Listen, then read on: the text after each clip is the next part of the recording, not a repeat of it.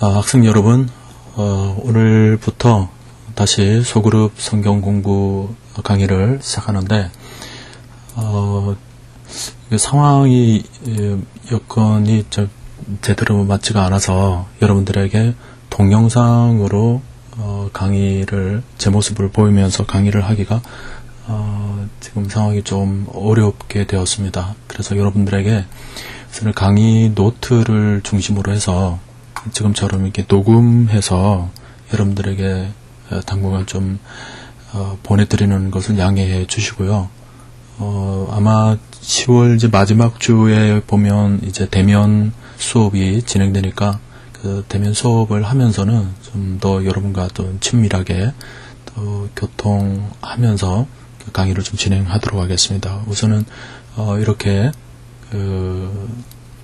비대면 상황에서 저희 녹음과 또 이 강의안을 중심으로 이렇게 여러분들에게 강의를 보내게 된 점 여러분께서 양해해 주시기를 바랍니다. 자, 오늘은 지난 시간에 소그룹 리더십에 대해서 얘기를 좀 하다가 또 조금 남겨놓은 부분이 있죠.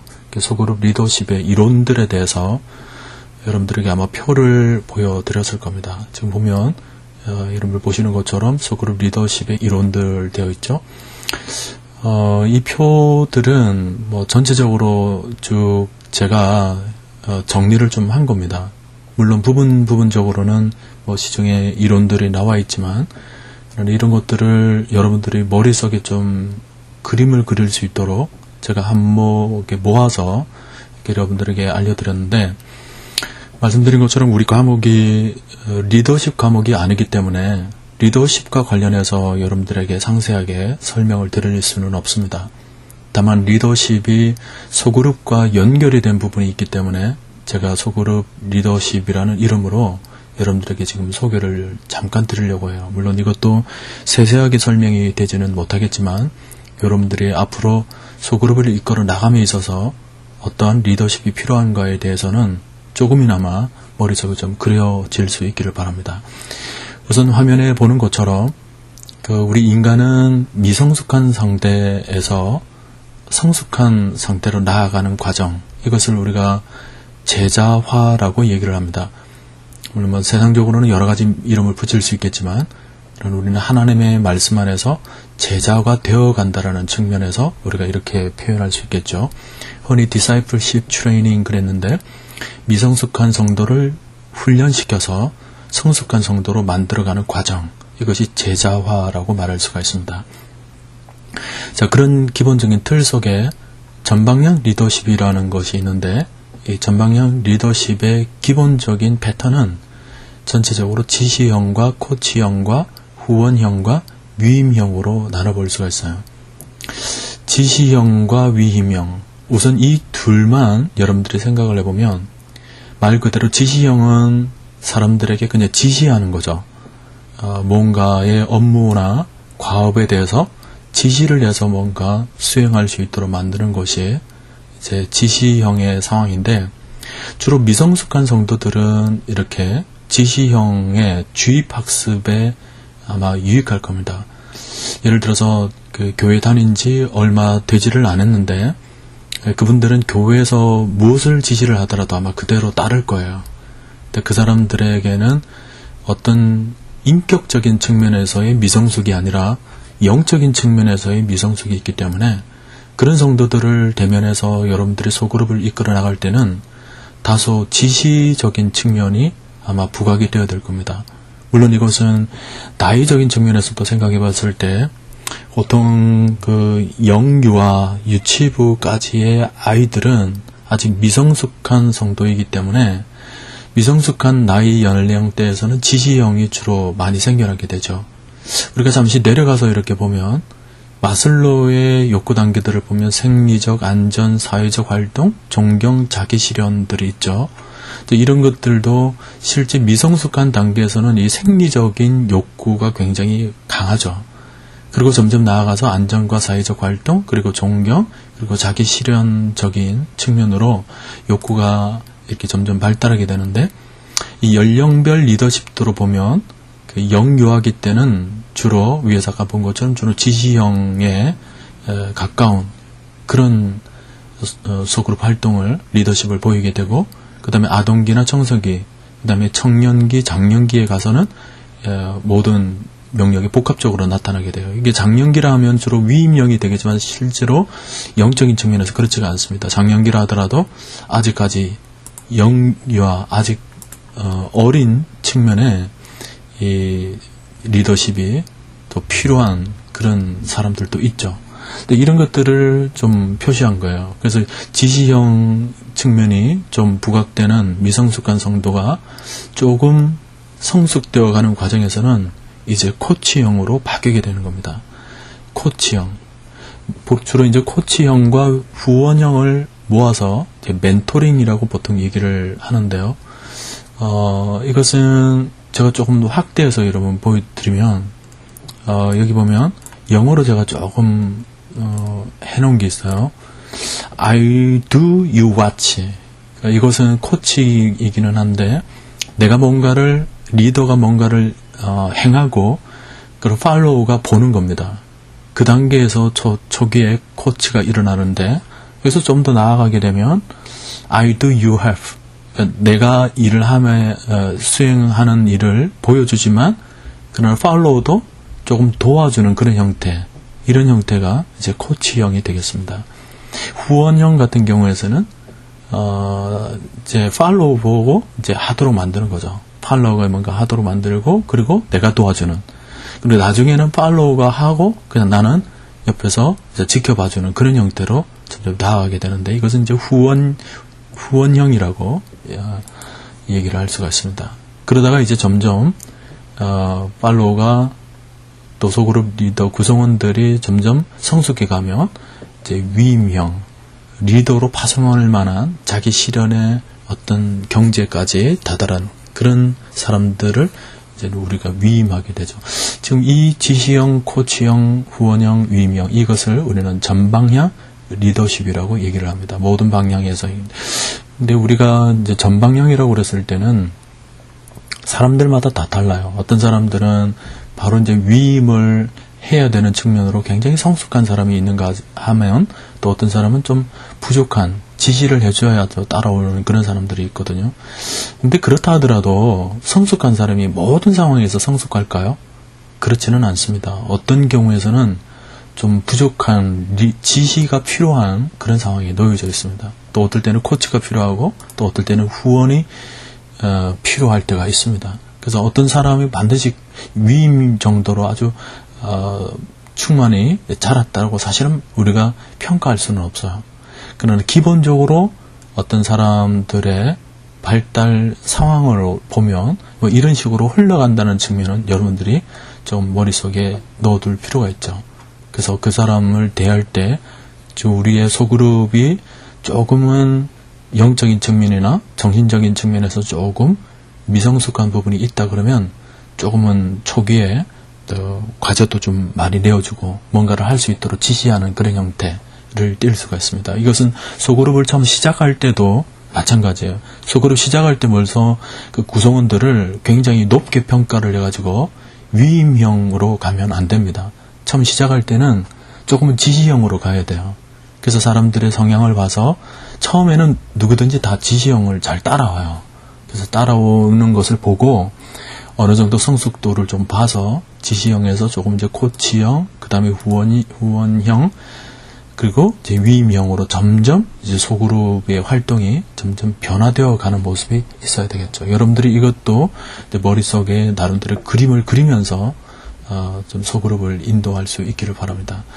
자, 여기 보면 이제 지시형과 코치형을 생각했을 때는 아무래도 리더의 권위가 높아지게 돼요.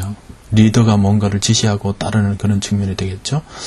그러나 점점 후원형이 되고 위임형으로 가게 되면 팔로우들이 스스로 뭔가를 할 수 있는 측면으로 인식할 수 있기 때문에 그런 사람들은 이제 그룹원에 이제 자유가 많이 주어지게 됩니다. 긴장선으로 보게 되면 아무래도 처음에 리더의 권위를 가지고 있을 때는 긴장의 측면들이 다소간 좀 낮을 수 있어요. 왜냐하면 리더가 하는 대로만 그냥 따라하면 되니까요. 이건 뭐 어렵지가 않습니다. 하라는 대로만 하면 되니까요. 근데 그룹원들의 자유가 이제 주어지게 되면서부터는 조금 긴장이 올라가게 돼요. 그룹 구성원들이 어떤 성향을 가지고 있는가에 따라서 그룹의 분위기가 달라지게 되죠. 때문에 그룹원의 자유, 우리 보통은 구성원들에게 뭐 자유를 주고 자율권을 주면 좋은 것 같지만 사실은 자율권을 주어지면 주어질수록 어떤 면에서는 긴장하는 영역도 더 커지게 된다는 것을 여러분들이 조금 아실 필요가 있습니다. 자, 그 외 밑에 이제 나오는 여러 가지 영역들에 대해서는 뭐 간단하게 생겼을 때 위생 요인이라는 것은 뭐 생리적 안전 뭐 이런 측면에서 이제 중요하게 생각하는 거예요. 이게 그룹 구성원들이 이제 모일 때마다 조금은 글쎄 뭐 꼭 반드시 그렇게 평가할 수는 없겠지만 구성원들이 조금 미성숙한 그런 상태에서는 굉장히 모이면 뭐 좀 먹는 거 이런 걸 굉장히 중요하게 생각을 하고 뭐 중요하죠. 뭐 생리적 측면도 그렇고 아주 중요한 요소입니다. 이게 먹는 것 뭐 해서 이렇게 나누는 그런 부분에 있어서의 요인이 소그룹을 성공적으로 이끌 수 있는 그런 위생 요인이 있어요. 아까 말씀드린 것처럼 처음에는 다 지시형과 코치형이 된다고 그랬죠. 그래서 여러분들이 소그룹을 처음 시작할 때는 이 위생 요인도 같이 생각을 해줘야 돼요. 소그룹을 하면서도 먹을 것도 좀 충분히 간식도 좀 제공을 하면서 그런 측면이 되죠. 근데 그러한 요소들을 처음부터 끝까지 다 이끌어 나가면 소그룹의 발전이 없습니다. 나중에 보면 이제 위생 요인에서 점점 동기 요인으로 나아가야 되죠. 그래서 위생 요인은 아까 대인관계 및 사회적 환경과 같은 그런 외적 요인, 그러니까 뭐 혈연이나 지연 이런 것들, 친구관계 이런 것들도 다 위생 요인에 다 들어가게 돼요. 근데 이런 측면으로 모였다가 나중에는 동기 요인으로 발전해야 됩니다. 자신의 성취감이 뭐냐? 내가 하나님을 믿고 또 이 소그룹을 통하여서 내가 정말 하나님 앞에 어떤 사람으로 만들어질 수 있을까에 대한 자기 스스로의 만족 요인이 이 동기 요인으로 굉장히 많이 작용하게 되는 거죠. 이 동기 요인이 커지면 커질수록 소그룹은 점점 아주 성숙하고 또 완벽한 그런 모습으로 나아가게 되는 것입니다. 마슬로의 욕구 단계하고도 좀 연계가 좀 되겠죠.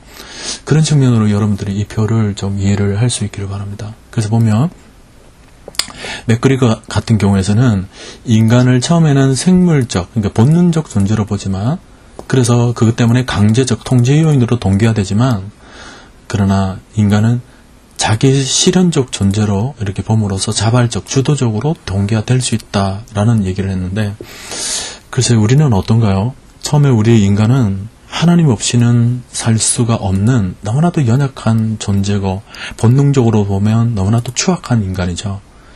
근데 그것이 성령에 의해서 하나님의 은혜에 의해서 점점 하나님의 사람으로 빚어져 가게 되는 것입니다.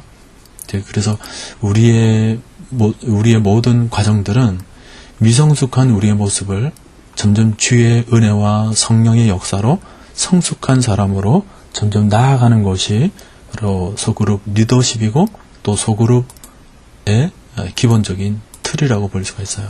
그래서 여러분들이 소그룹 리더십을 생각하게 되었을 때는 처음에는 좀 미성숙한 분들이라서 거기에 맞춰서 상호 의존적인 여러 가지 학습들과 더불어서 이렇게 생리적인 측면, 행동주의적인 측면으로 지시를 하지만 그러나 점점 소그룹이 발전되어 가면서는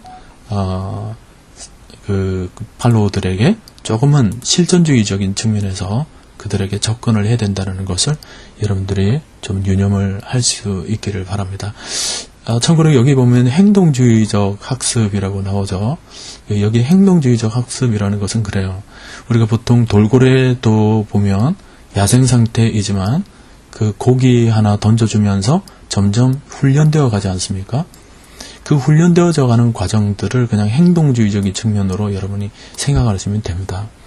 그래서 나중에 우리가 소그룹을 하게 되면 그 소그룹 구성원들에게 때로는 숙제도 내어주고 막 하거든요. 그래서 숙제를 처음에 내어줬을 때는 처음에는 철저하게 검사를 해야 됩니다. 그게 이제 행동주의적인 측면에서 필요한 부분이죠. 그러다가 나중에 점점 흘러가게 되면 마지막까지 숙제 검사를 너무 꼼꼼하게 하게 되면 이게 실존주의적인 측면에서 자기의 내적인 동기가 그만큼 상쇄하게 되죠. 생겨나지 않게 됩니다. 자꾸만 숙제 검사에, 그러니까 리더의 검사에만 의존하게 됩니다. 그러니까 자기 스스로 자기 실현을 할 수 있도록 만들어줘야 되기 때문에 그런 측면도 여러분들이 좀 구분을 해서 모든 것들을 좀 이끌어 나갈 수 있는 리더십이 필요하리라 생각을 합니다. 리더십에 관한 이론들이나 생각들은 뭐 퍼져나가면 얼마든지 퍼져나갈 수 있어요. 그래서 그 리더십의 이론들을 여러분들이 관심을 가지면 뭐 다른 쪽으로 여러분 생각을 좀 해서 자료들을 좀 찾아보실 수 있기를 바라고, 오늘은 리더십에서 조금은 좀 구체적인 측면에서 소그룹 코칭과 멘토링에 대해서 여러분들에게 좀 얘기를 좀 드리려고 합니다. 자, 소그룹 코칭과 멘토링 이랬는데, 위에서 아까 우리 표에서 코칭과 그 멘토링 잠깐 봤죠? 여기 보면 코칭과 멘토링 이 얘기가 잠깐 나오고 있는데, 자, 여러분 보세요. 그 코칭과 멘토링 어떤 측면에서는 좀 거의 비슷한 개념이죠. 코칭도 그렇고 멘토링도 그렇고 비슷한 개념인데, 보통은 우리가 코칭이라고 했을 때는 그 두 가지 종류로 나눠질 수가 있어요. 그 스포츠 코칭이 있고 그 라이프 코칭이 있습니다. 스포츠 코칭은 아마 여러분 알 거예요. 뭐 축구 선수들의 트레이너가 다 있지 않습니까? 운동 선수들의 그런 트레이너를 생각해서 어떤 목표에 도달할 수 있도록 훈련을 시키기 때문에 그 코칭의 중심은 주로 성과 중심이 됩니다. 그래서 강요될 수밖에 없죠. 그러나 라이프 코칭은 다릅니다. 라이프 코칭은 어떤 그 목표, 주체가 되는 것이 성과 중심이 아니라 라이프 코칭은 그 사람의 잠재력이 잘 드러날 수 있도록 도와주는 거예요. 그래서 주체가 상대방의 삶의 중심이 됩니다. 여기는 강요하지를 않습니다. 그 사람이 스스로가 잠재력을 잘 드러낼 수 있도록 도와주는 측면이기 때문에 이 라이프 코칭은 스포츠 코칭하고는 좀 다르죠. 자, 여기서 라이프 코칭을 바로 우리가 멘토라고 얘기를 합니다. 멘토링이죠. 멘토링. 즉, 프로테제, 멘토링을 받는 사람, 팔로워를 말해요. 프로테제를 중심에 두고 그의 잠재력이 잘 드러날 수 있도록 도와주는 것이 바로 라이프 코칭이고, 이 라이프 코칭이 바로 멘토링인 것입니다. 그래서 우리가 이 소그룹 코칭이라고 했을 때는 스포츠 코칭이 아닌 라이프 코칭이고 또 멘토링이라는 것을 여러분들이 머릿속에 좀 그려갈 수 있기를 바랍니다. 자, 코칭과 멘토링, 뭐 같은 개념으로 이제 인식이 되는데, 자, 코칭과 멘토링의 필요성을 한번 보도록 합니다. 진정한 지도자는 그 사람이 자리를 떠난 뒤에 알 수 있다. 이 말은 지도자는 있을 때는 정말 지도를 잘했는지를 몰라요. 근데 그 사람이 떠나고 난 뒤에도 사람들의 동요가 일어나지 않고 지속적으로 다른 사람들의 또 영향을 받으면서 지속적으로 성장할 수 있도록 해줬다. 그러면 그 사람은 떠나는 지도자라 하더라도 진정한 지도자라고 말할 수가 있어요. 여기 보면 제가 안 좋은 리더와 좋은 리더를 좀 구분을 해놨죠. 자, 안 좋은 리더는 그 사람이 슈퍼스타처럼 많은 사람에게 영향력을 끼친 것 같지만 그가 사라진 다음에는 아무 일도 일어나지 않고 오히려 더 그 사람이 없다는 것 때문에 망가지고 또 뭐 그룹이 와해가 되고, 이런 것은 진정한 지도자가 아닙니다. 좋은 리더는 그가 자리를 떠난다 할지라도 그가 가지고 있던 꿈과 비전이 또 다른 사람에게 이어져서 지속적으로 그 꿈을 이어나가도록 만드는 것이 바로 좋은 리더라고 말할 수가 있어요. 여러분들이 어떤 사역을 하다가 또 다른 곳으로 이동할 수 있겠죠? 그랬을 때 여러분들이 정말 좋은 리더냐 그렇지 않느냐는 그 다음에 드러날 수가 있어요. 좋은 리더는 여러분들이 떠나더라도 구성원들이 동요 없이 지속적으로 성숙해 나갈 수 있는 리더는 좋은 리더입니다. 좋은 그룹을 인도했고 또 좋은 그룹을 만들어 놓은 거예요. 근데 여러분들이 떠난 자리에 갑자기 와해가 되고 또 어려움이 생기고 이렇게 되면 안 좋은 리더예요. 왜냐하면 스스로 일어설 수 있는 힘이 없다라는 거거든요. 그런 측면에서 여러분 코칭과 멘토링의 필요성에 대해서 여러분들이 좀 잘 생각할 수 있기를 바라고, 코칭과 멘토링의 활성화라고 그랬는데, 이것은 뭐 아까 리더십에서 잠깐 말씀을 드린 부분이에요. 소그룹 리더십 중에 주로 상호 의존적인 소그룹 활동이 활성화되는 코치형과 후원형. 아까 여기 상호 의존적인 코치형과 후원형이 있었죠. 이 코치형과 후원형에 있어서 멘토링이 발생하게 되죠. 이게 상호 의존적이기 때문에 그래요. 여러분 보세요. 여기 보면 지시형 같은 경우에는 그냥 지시하고 그 사람이 혼자서 그냥 해내면 돼요. 그렇죠. 혼자서 해서 잘하면 그냥 상을 주고 못하면 벌을 주면 그건 되는 겁니다. 이 속에서는 어떤 상호작용이라는 것이 일어나지 않아요. 위임형도 마찬가지죠. 뭔가를 위임을 했다 그러면 자기 스스로가 자기 실현을 위해서 자기 혼자서 일을 하는 겁니다. 내적인 동기로 일을 하게 되죠. 그러나 상호작용, 그러니까 멘토링이 일어나는 것은 바로 여기 코치형과 후원형이에요. 아까 제가 영어를 좀 읽어드렸죠. 이 활동에서는 소그룹 활동이 일어나요. 그래서 여러분들이 기본적으로 전방형 리더십으로 소그룹을 이끌어 나갈 때 지시형과 코치형과 후원형 그리고 위임형으로 점점 나아가지만, 여러분들이 소그룹 활동을 할 때는 주로 바로 이 코치형과 후원형이 주된 활동이라고 여러분 생각하시면 돼요. 나중에 위임형이라고 소그룹 활동을 하고 있는데 완전히 위임을 해버렸다. 이건 어렵겠죠? 그거는 소그룹 끝마치고 난 뒤에 위임인 거예요.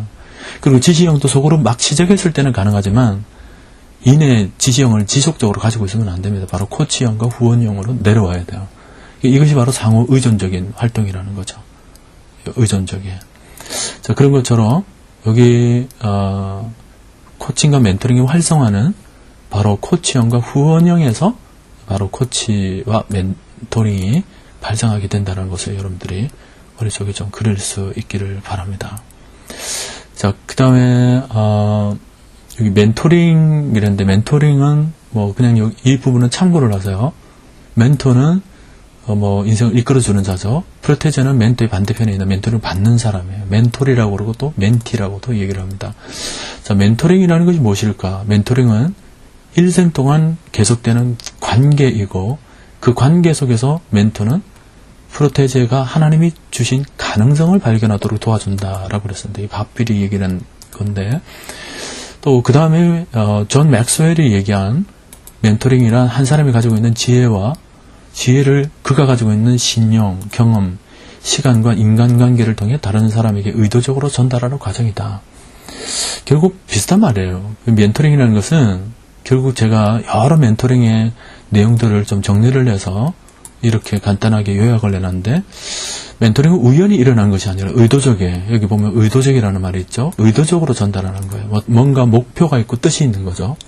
그리고 지혜와 경험에 근거를 둔다. 이것은 그 한 사람이 가지고 있는 지혜, 뭔가 멘토가 뭔가 있어야 되겠죠. 뭔가 전해줄 내용이 있어야 됩니다. 그리고 한 사람이 다른 사람에게 하는 개인적인 것이다. 멘토링은 거의 1대1 소수에게 일어나는 거죠. 소그룹 속에서 멘토링이 일어나는 것은 그 정도로 1대1 관계를 형성할 수 있기 때문에 소그룹 속에서 멘토링을 다루게 되는 겁니다. 그리고 신용, 이라는 것은 인격과의 어떤 관계를 얘기하죠. 서로 인격적으로 신뢰관계가 있어야 되는 것이고, 그 다음에 경험, 시간, 인간관계, 이런 것들이 멘토링에 있어서 아주 중요한 요소라고 여러분 생각하시면 되겠습니다. 성경에 나오는 멘토링 요소아나 모세, 아주 멘토링 관계였죠. 엘리사, 엘리야, 다윗, 나단, 영적인 측면에서 또 마가, 요한, 베드로, 바울, 바나바, 이런 측면이 성경에서의 멘토링이에요. 바나바가 멘토하는 모습이 여러 개 나오는데, 후한 가슴이었고 시간을 잘 내줬고 함께 기뻐하고 또 주도적으로 도움을 주고 자신의 능가하는 지도자를 세우는 사람, 중요한 부분이 지도자를 세워준다라는 측면, 가능성을 보고 모험할 줄도 알고 지혜에 연연하지 않는다. 자, 여러분 보세요. 이게 바나바의 멘토 모습이라고 그랬는데, 사실은 이것이 여러분들이 소그룹 리더자로서 가져야 될 아주 중요한 모습들이에요. 꼭 기억할 수 있기를 바랍니다.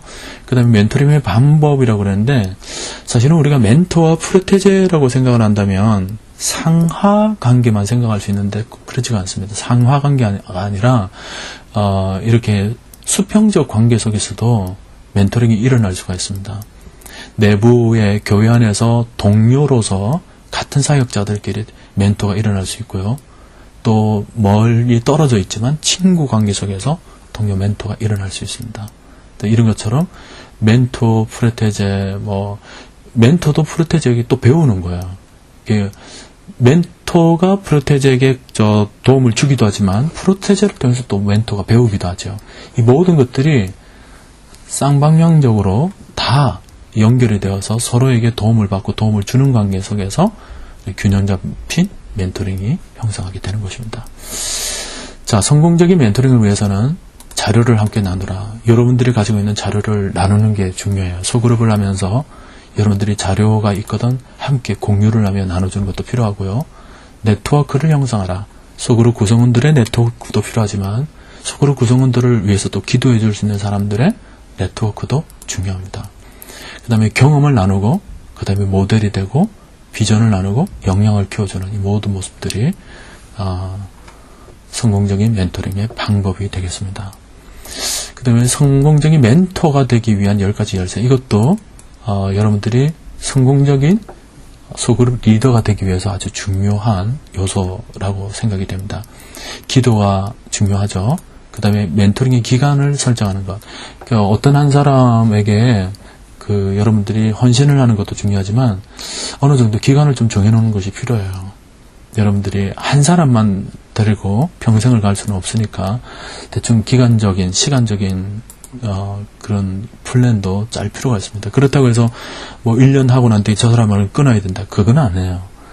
예를 들어서 1년 동안 그 사람과 제자훈련을 했다. 그러면 그 다음에는 이제 조금은 간헐적으로 그 사람에게 컨택을 해서 그 사람에게 서포트를 해주고 또 위임해주고 그러면서 또 1년이 지나면은 그보다는 좀 더 간헐적으로 좀 그렇게 해서 점점 그 사람 스스로가 세워나갈 수 있도록 하는 그런 모종의 기간이 필요합니다.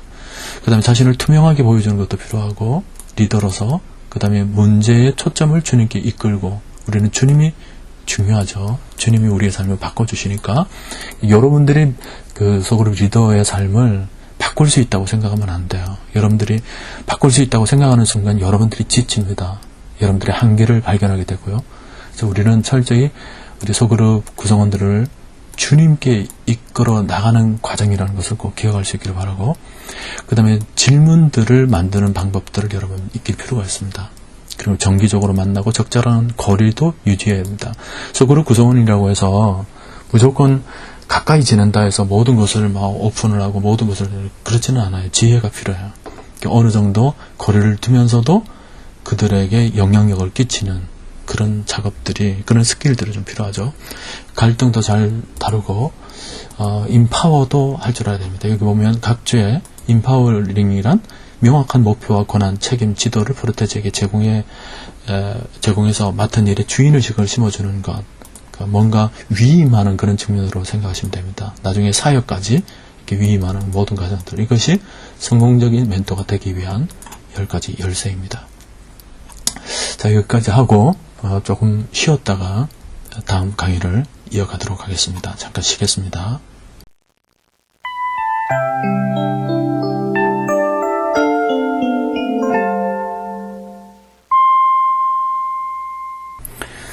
자, 두 번째 강의를 이어가도록 하겠습니다. 자, 두 번째 강의는 두 번째 교시죠.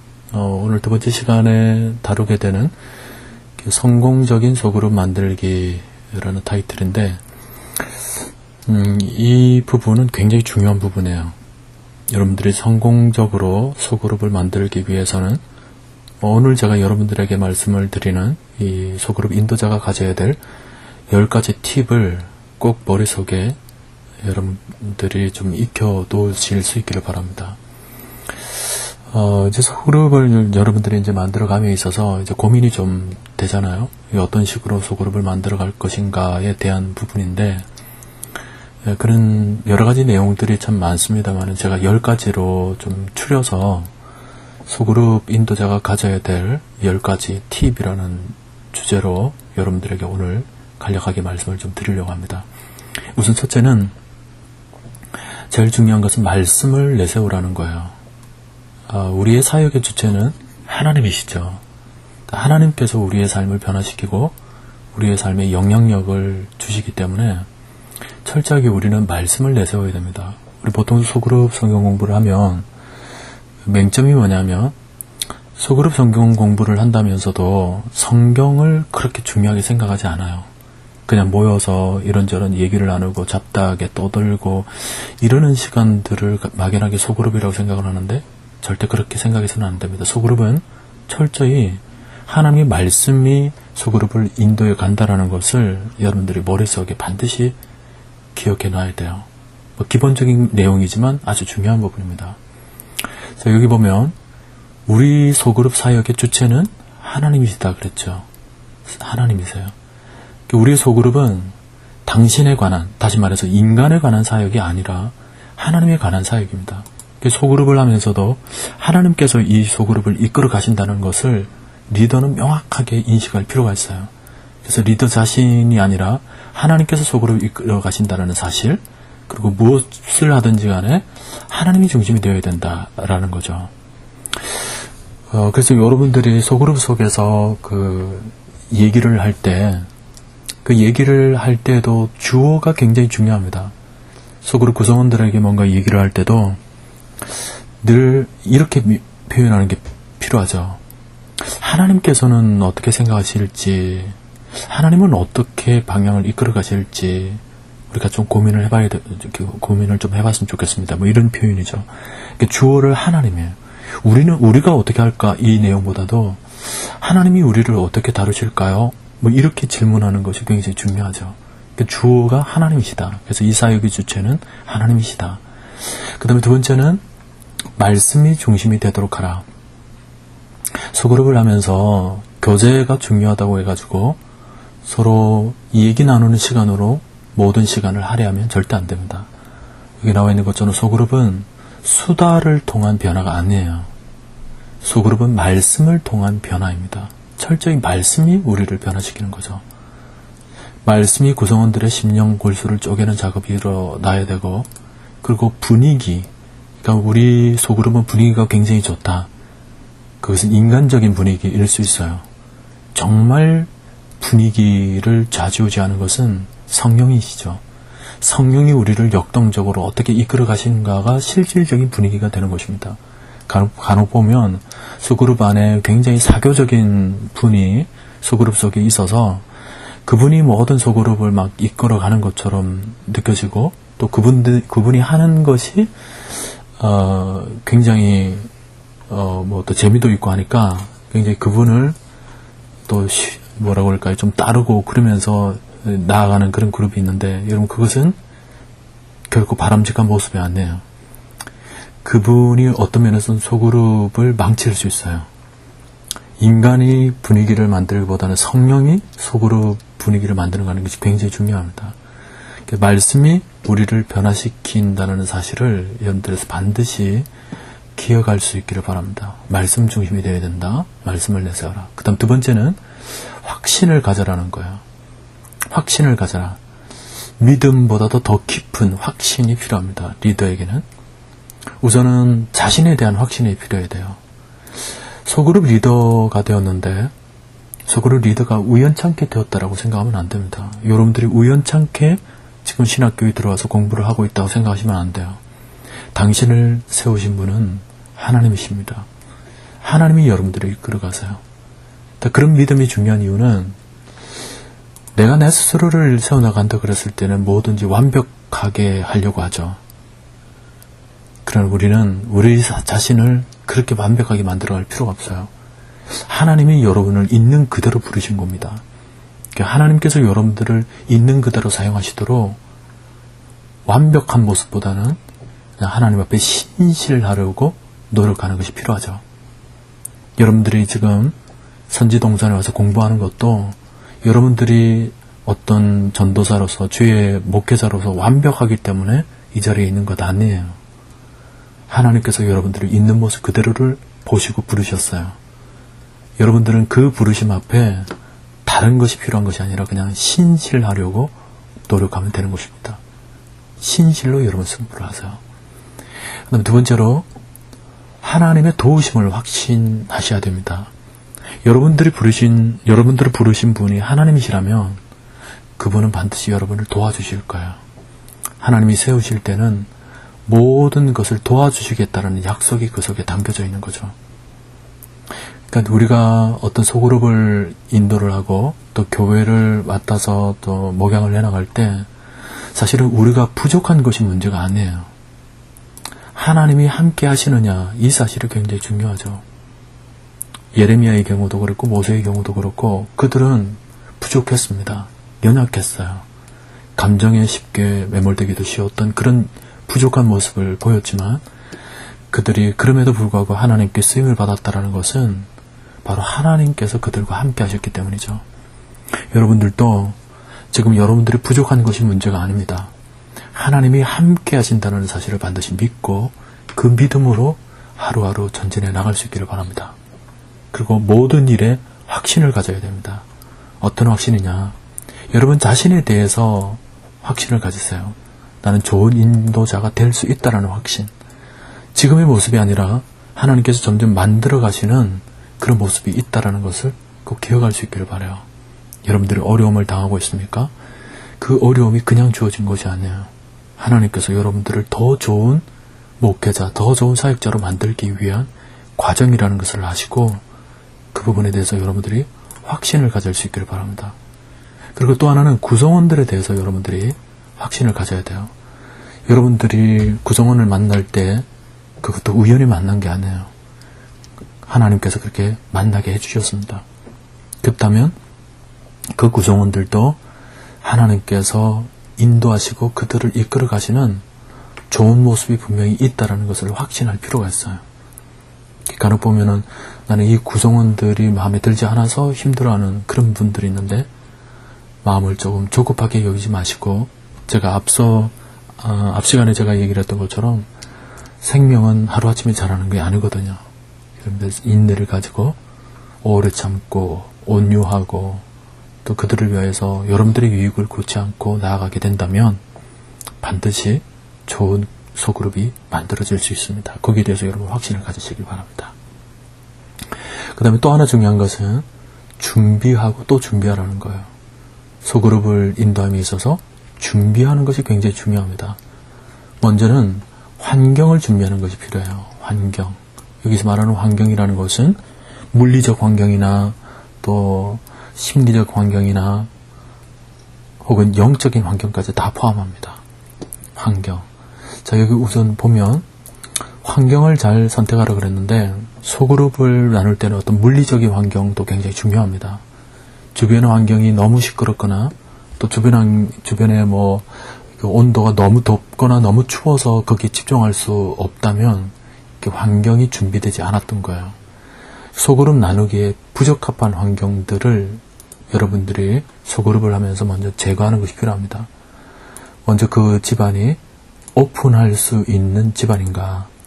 집이 너무 가난해서 그 집을 오픈하는데 그분이 굉장히 마음을 힘들어한다 그러면 억지로 그렇게 할 필요가 없어요.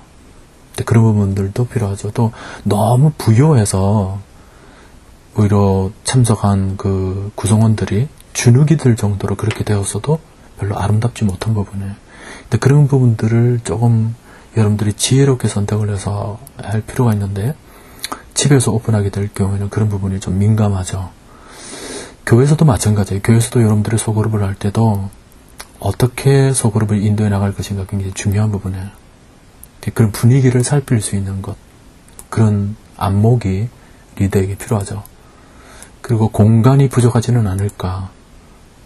공간 속에 그 소그룹 구성원들이 너무 타이트하게 앉아져 있으면 이 소그룹이 집중할 수가 없어요. 그래서 충분한 공간도 확보할 수 있고 또 온도도 미리 체크하고 어떤 경우에는 여러분들이 소그룹 리더를 할 때 구성원들보다 항상 먼저 가셔야 돼요. 먼저 가셔서 온도 같은 거나 자리 배치라든지 분위기라든지 또 환기 뭐 이런 것들을 생각해서 미리 준비를 하는 모습이 굉장히 중요합니다. 그 다음에 또 하나는 산만한 환경이 되지 않도록 하는 게 필요하죠. 전화벨 소리가 난다든지 또 방문객이나 가정의 어린 자녀들 또 식사 후 설거지 소리 이런 것들 산만한 환경이 되어서는 안 돼요. 간혹 보면 소그룹을 구성을 하는데 소그룹 끝마치고 나는데 가정에서 뭐 국수를 담거나 음식을 준비를 하는 경우가 있어요. 근데 소그룹을 하고 있는데 그 가정을 오픈한 집 주인이 자꾸 모임을 했다가 또 일어나서 부엌을 갔다 왔다가 또 어디 갔다 왔다가 이런 모습을 보이면 절대 안 됩니다. 그런 산만한 환경은 소그룹을 망칠 수 있어요. 음식이 추가되어서는 안 되죠. 그래서 음식은 최소한으로 간단하게 준비를 하고 음식 준비에 방해가 되어서는 안 돼요. 소그룹에 집중을 하고 음식은 간단하게 먹고 마치는 것이 중요합니다. 이런 것들도 다 환경의 준비에 아주 중요한 요소죠. 그 다음에 또 하나는 심리적인 환경입니다. 분위기가 너무 딱딱하게 굳어져 있으면 안 되죠. 우리가 소그룹을 하면서 제일 먼저는 아이스 브레이크를 하게 돼요. 구성원들과 서로 분위기를 좀 화기애애하게 한 주간 동안 있었던 그 경직된 세상살이의 얘기들을 뭔가 영적인 측면에서 살짝 얘기를 나누며 그 온화한 분위기로 만드는데 이것도 심리적 환경을 위해서 중요한 부분이죠.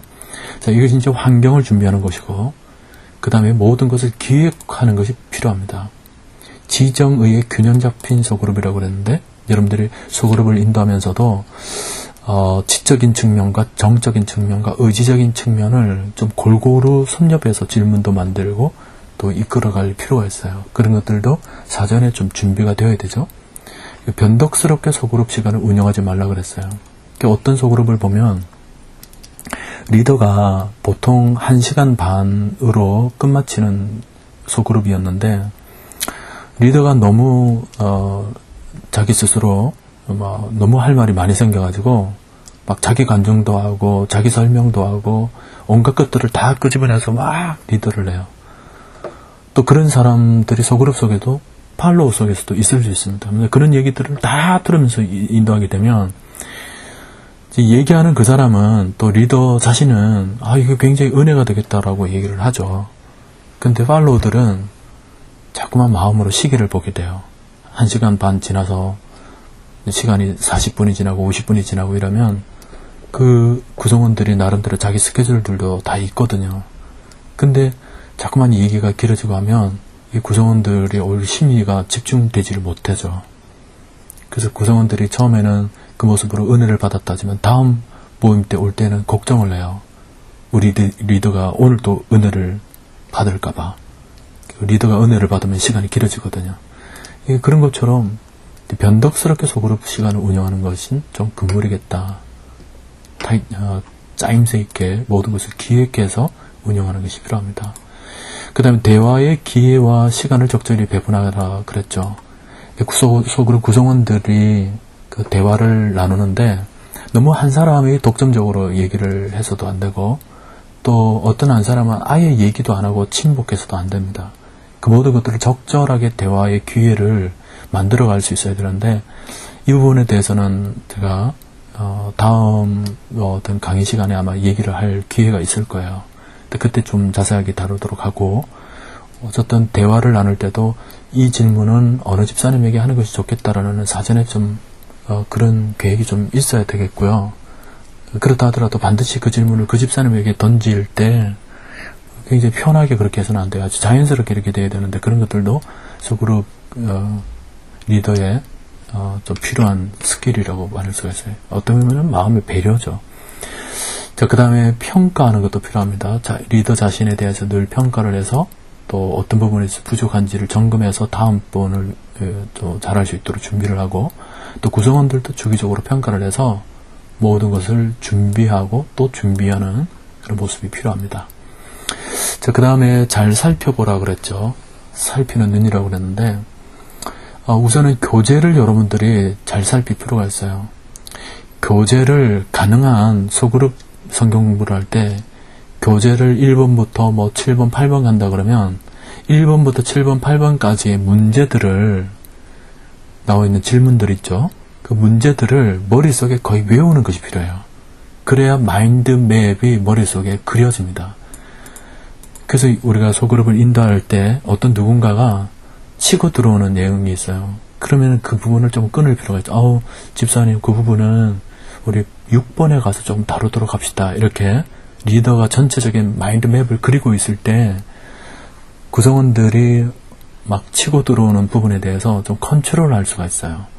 그래서 마인드맵을 머릿속에 그림을 그려놓는 것이 중요하고 그것을 통해서 전체의 흐름을 놓치지 않기 위한 가이드라인이 필요합니다. 그 다음에 전체 상황을 바라보면서 인도하라.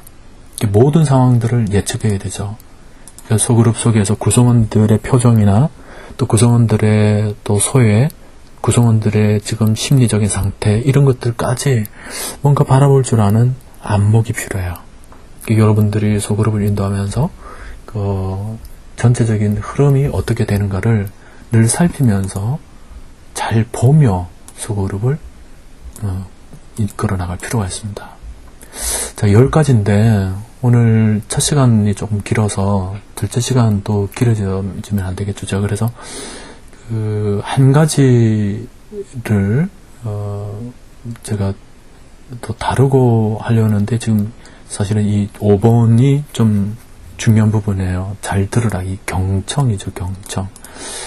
그래서 여러분들에게 출석 퀴즈로 이 경청 부분을 잠깐 여러분들에게 좀 다뤘으면 합니다. 여러분들이 오늘 피드백으로 경청, 그 소그룹 리더에서 전체적으로 여러분들이 느끼고 있는 경청 부분에 대해서 여러분들이 뭐 나누고 싶은 얘기들을 좀 적어주시길 바라요. 경청 한마디로 잘 듣는 거죠. 잘 듣는 건데 제가 그 강의하는 여러분들에게 드릴게요. 그래서 강의 드릴 테니까 경청 부분을 조금 나름대로 먼저 한번 쭉 읽어보시고 여러분이 생각하는 올바른 경청, 여러분들이 생각하는 올바른 경청이란 무엇일까를 여러분들이 좀 적어주시길 바라요. 물론 강의안도 참고해서 미리 조금 생각을 해주시길 바랍니다. 내가 생각할 때 좋은 경청이란 이런 주제로 간단하게 답을 주시기 바라고 제가 5번부터는 그 다음 주에 강의를 좀 이어가도록 하겠습니다. 말씀드린 것처럼 지금 하는 이 10가지의 팁에 대한 내용은 여러분들이 꼭 소그룹 인도자가 가져야 될 아주 중요한 부분이기 때문에 오늘 다루지 못한 내용들 다음 시간에 다루면서 여러분들의 머릿속에 꼭 잘 기억해 줄 수 있기를 바랍니다. 오늘도 여러분 수고하셨고요. 제가 이 동영상 강의를 또 하지 못한 상태에서 이제 녹음으로 해서 여러분들이 다소 좀 지루할 수 있을 텐데 좀 이해를 해주시고 그 대면 수업이 될 때까지 여러분들이 좀 양해를 부탁드리고 대면 수업이 되면 좀 더 활기차게 수업을 진행해 나가도록 하겠습니다. 자, 환경이 그렇게 되지 못한 점 다시 한번 양해를 부탁드리고 우리 다음 주에 뵙도록 하겠습니다. 여러분 수고 많으셨습니다.